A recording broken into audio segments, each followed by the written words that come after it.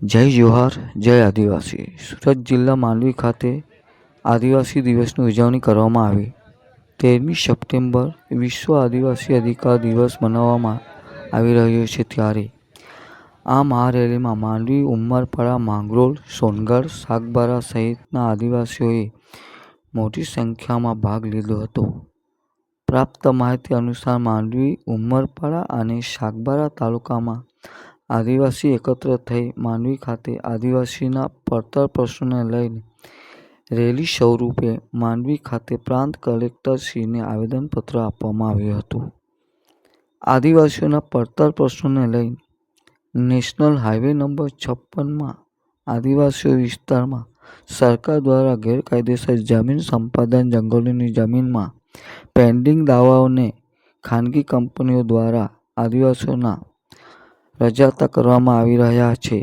આવા વિવિધ બાબતોને ધ્યાને લઈ તેમજ પ્રકૃતિ જગત અને અધિકારોના રક્ષણ તથા આદિવાસીઓના વિવિધ મુશ્કેલીઓની ઉલ્લેખીને માંડવી પ્રાંત અધિકારી કચેરી ખાતે આવેદનપત્ર આપવામાં આવ્યું હતું। પ્રાંત અધિકારીના માધ્યમથી મહામંત્રી રાષ્ટ્રપતિ સુધી રજૂઆત કરાય એવી લોકમાંગ ઉઠી રહી છે। હવે પછી આપણે આપણા વિરોધી સરકારને આપણે ચલાવી લેવાના નથી અને આપણા આદિવાસીઓ દબાવવાના નથી। આપણા આદિવાસીઓ બમણી તાકાતથી આપણે લડી લઈશું।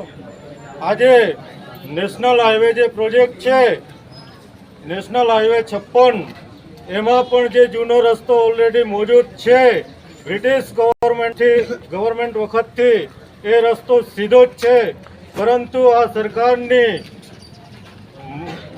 તાનાશાહી એવી છે કે આદિવાસીઓની જમીન ફરી પાછી સંપાદન કરી અને આદિવાસીઓને વિસ્થાપિત કરવાની જે એ લોકોની વાત છે એની સામે અમને વાંધો છે અને આજે અમે આ બાબતે આવેદનપત્ર આપ્યું છે મહામહિમ રાષ્ટ્રપતિશ્રીને પ્રાંત મારફત।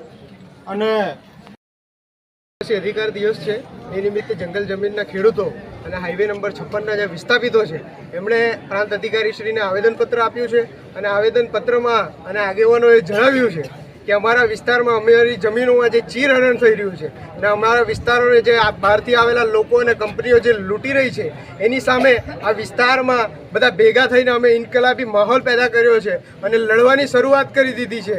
અને આ આદિવાસી અધિકાર દિવસે અમે અહીંયાથી આ તંત્રને અને પ્રશાસનને કહીએ છીએ કે આદિવાસીઓની જમીનો છીનવી, આદિવાસીઓનું શિક્ષણ છીનવ્યું, આદિવાસીઓનું બધું જ આ સરકારોએ છીનવી લીધું છે।